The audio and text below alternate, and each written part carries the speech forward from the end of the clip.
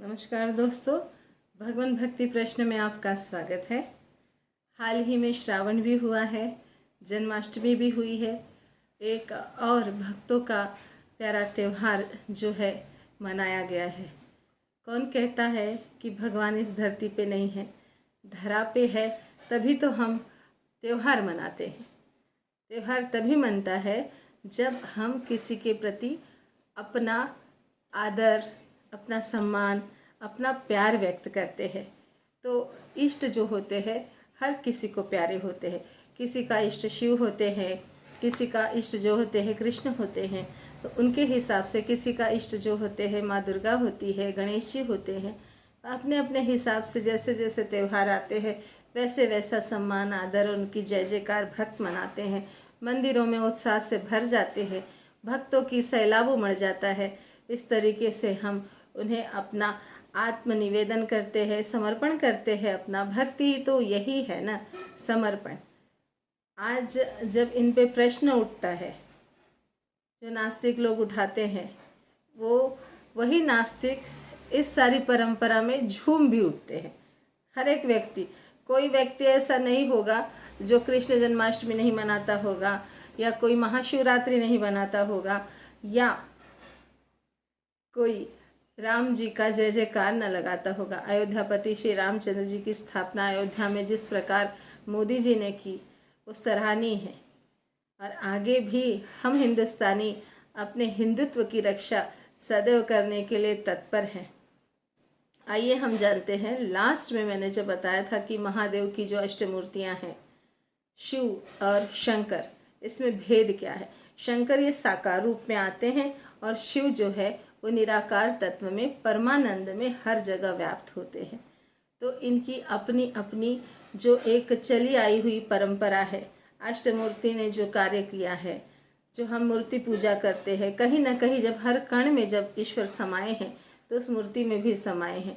यही मैंने एक पिछले बार अपने वीडियो में एक कटाक्ष किया था ओशो के वीडियो को देखने के बाद में।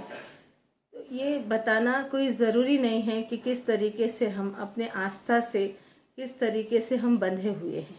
सभी हैं, चाहने वाले भी और ना चाहने वाले भी।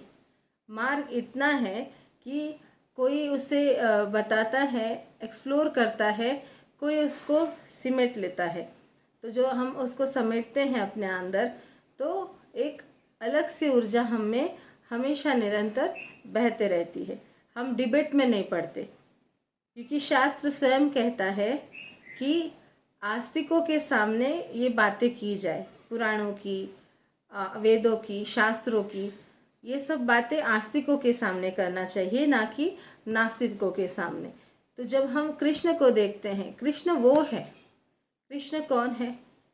क्या कृष्ण में इतना भी नहीं था कि 99 बार उन्होंने गलती माफ की? है ना, एक बार नहीं। हम एक गाली नहीं खा सकते। श्री कृष्ण ने 99 बार यानी गाली खाई, जो स्वयं भगवान है। श्री कृष्ण के पास स्वयं सुदर्शन चक्र है, फिर भी वो बंसरी बजाते हैं। इतने सक्षम होने के बाद में भी अर्जुन के सारथी बने। क्या एक ही बारी में महाभारत का युद्ध खत्म नहीं कर सकते थे? स्वयं ईश्वर है ना। धारण क्या करते हैं? मोर मुकुट धारण करते हैं। क्यों? क्योंकि वो भी किसी के ऋण में बंधे हुए इस अवतार में आए थे। वो ऋण कैसा है? किस बात का ऋण था कि वो मोर मुकुट धारण कर रहे हैं? इसकी कहानी भी बहुत बहुत ही प्यारी है।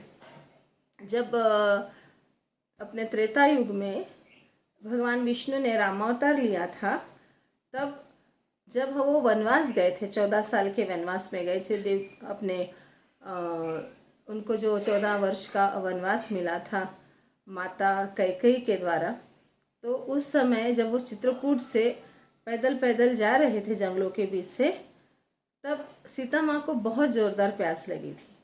वहाँ आजू बाजू कहीं पानी नहीं था। तो सीता माँ ने श्री रामचंद्र जी से कहा कि प्रभु, हे नाथ, मुझे बहुत ज़्यादा प्यास से मैं व्याकुल हो रही हूँ, मुझे पानी की सख्त ज़रूरत है। तो श्री रामचंद्र जी ने भी इधर उधर काफ़ी खोज की, पर उनको पानी का कोई ऐसा ज़रिया दिखा नहीं कि सीता माता का। अब चाहते थे प्रभु तो वहीं बाण डाल के पानी उत्पन्न कर सकते थे, पर लीला, वहाँ एक पंछी मोर उनकी बातें सुन रहा था। मोर का ऐसा होता है कि मोर बरसात में ही अपने पंखों को झाड़ता है, बिना उसके मर्जी के पंख नहीं निकालने चाहिए, नहीं तो वो बीमार पड़ जाता है, मर जाता है। ये मयूर के पंखों की विशेषता है, वो अपने आप जब टूटते हैं तभी उसको नए पंख आते हैं। ये पक्षी का बहुत बड़ा विशेषता है जो मोर है। ऐसे ही उसे राष्ट्रीय पक्षी नहीं बोला गया, उसकी सुंदरता जो है वो बहुत अपार है। तो बोलने का तात्पर्य है कि मयूर वहाँ आया और प्रभु से विनती की कि प्रभु, यहीं पास में जंगलों के अंदर से जाने के बाद एक जलाशय है, आपको वो नहीं समझेगा, मैं आपको लेके चल, पर अगर आप पैदल जा रहे हैं, मैं तो पैदल नहीं चल सकता, मैं तो उड़ता हुआ जाऊंगा। तो मैं एक काम करता हूँ, मैं अपने पंख का एक एक आपको मार्ग दिखाते रहेगा, मेरा एक एक पंख, मैं उसको छोड़ता हुआ जाऊंगा। अब ना मौसम ऐसा था कि वो स्वयं टूटते पंख, वो खुद से उन्होंने, मोर ने उसको तोड़ना चालू किया और श्री रामचंद्र जी और सीता माता को मार्ग पर जहाँ जलाशय आने वाला था उतने समय तक उसने अपने एक एक पंख तोड़ के प्रभु को कहाँ से मार्ग मिल रहा है जलाशय में जाने का, उस मार्ग पे अपने एक एक मयूर पंख को तोड़ते हुए वो बेचारा पंछी प्रभु को मार्ग दिखा रहा था वनवास के समय। और जब वो वहाँ जलाशय तक पहुँचा तब तक उसके पंख निकल चुके थे। उसने प्रभु से प्रार्थना की कि आप तो जग को तारते हैं, मेरा जीवन आपको रास्ता दिखाने में गया, इससे बड़ा मेरा और क्या सौभाग्य होगा। हे प्रभु, अब मुझे मुक्ति प्रदान करे। तब राम जी ने उन्हें वचन किया था कि हे प्यारे पंछी, तुमने मुझे मार्ग दिखाने के लिए अपना बलिदान दिया है, मैं द्वापर युग में आपको अपने शीश में धारण करूँगा, मैं अपने बंसरी में धारण करूँगा। और सीता माँ ने बोला कि जब मैं राधा रानी बन के आऊँगी, बिन तुम्हारे मैं एक पल न रहूँगी। इसलिए राधा रानी के आजू बाजू जब भी वो बरसाने में रहती, मोरों के संग ही रहती, तो प्रभु को भी ऋण चुकाना पड़ता है। तो बांसुरी जो है, मुकुट जो है, मोर मुकुट, ये प्रभु ने वादा किया है। किसको वादा किया है? अपने भक्त को वादा किया है। तो हमें बताता है स्वयं प्रभु का अवतार कि इस धरा में जो भी जन्म लेता है वो कोई न कोई, किसी न किसी उद्देश्य के लिए जन्म लेता है। जो पूर्व काल में उसके किए गए कर्म होंगे वो इस जन्म में चुकाने पड़ेंगे, चाहे अपने रिश्तेदारों के थ्रू हो, चाहे खुद से हो, लेकिन ऋण तो चुकाना ही पड़ता है। तो भगवान श्री कृष्ण का जो ये अवतार हुआ था, जब उन्होंने बंसरी में अपनी धुन को बजाई थी, जो सर्वेश्वर है, जो पूर्ण अवतार है, वो श्री कृष्ण है। राम अवतार में मर्यादा पुरुषोत्तम कहलाए, तो कृष्ण अवतार में मर्यादा में कैसे रहा जाता है, ये भगवान श्री कृष्ण ने सिखाया। भागवत गीता जैसा ग्रंथ हमें बताया। ऐसे अलौकिक दिव्यता से परिपूर्ण अलौकिक पुरुष, गुरु, युग पुरुष, युग गुरु कहाँ देखने को मिलते हैं। और हम कहते हैं भगवान कहाँ है, प्रश्न पे प्रश्न करते हैं। विज्ञान है तो उसे खोजता है, और भक्ति है तो उसमें लीन होती है। तो श्रावण, भादव, ये सारे जो महीने हैं चातुर्मास के, वो हमें हमारी श्रद्धा और आस्था से हमें उत्साहित करती है ईश्वर का नाम लेने में और ईश्वर के साथ हमेशा जुड़े रहने में।